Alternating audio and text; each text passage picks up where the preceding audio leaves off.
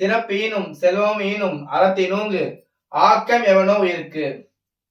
அதாவது சிறப்பு ஈனும்னா சிறப்பை கொடுக்கும், செல்வம் ஈனும்னா செல்வத்தையும் கொடுக்கும். இந்த அறமானது சிறப்பையும் கொடுக்கும், செல்வத்தையும் கொடுக்கும். இதைவிட மேலாக ஆக்கம் கொடுக்கக்கூடிய செயல் வேற ஏதாவது இருக்குமான்னு கேட்டா இல்லை. ஒரு மனிதருக்கு அறத்தை விட அதிகமான ஆக்கம் தரக்கூடிய செயல் எதுவும் இல்லை என்பதாக இந்த குறள் கூறுகிறது. இரண்டாவது, அறத்தினூங்கு ஆக்கமும் இல்லை, அதனை மறத்தலின் ஊங்கில்லை கேடு. அதாவது அறத்தை விட சிறந்த ஒரு ஆக்கமும் இல்லை. ஆக்கம் என்றால் ஊக்கம். அறத்தை விட அதிகமான ஆக்கமும் கிடையாது.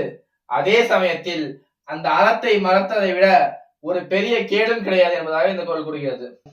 ஒல்லும் வகையான் அறவினை ஓவாதே செல்லும் வாயில்தான் செயல்.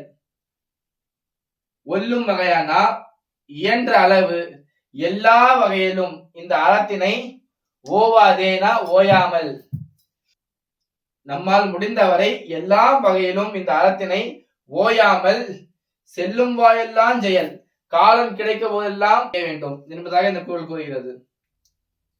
நாலாவது, மனத்துக்கண் மாசிலன் ஆதல் அனைத்து அரண் ஆகுலன் இறப்பிற.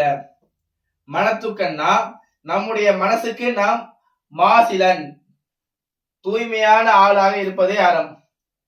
நம்முடைய மனசாட்சிக்கு நாம நல்லவங்களா இருக்கிறது மட்டும்தான் அறம். அதுதான் சொல்றாங்க, மனத்துக்கண் மாசிலன் ஆதல் அனைத்து அரண்.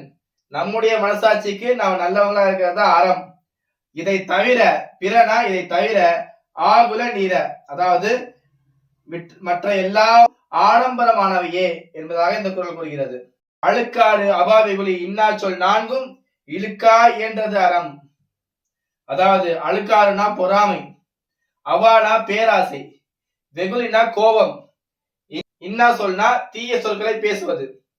அழுக்காறுனா பொறாமை, அவானா பேராசை, வெகுலினா கோபம், இன்னா சொல்னா தீய சொற்களை கூறுவது. இந்த நான்கு விஷயங்களும் இழுக்கா என்றது அறம் என்பதாக, இந்த 4 விஷயங்களும் இல்லாமல் வாழ்வதுதான் அறம் என்பதாக இந்த குறள் கூறுகிறது.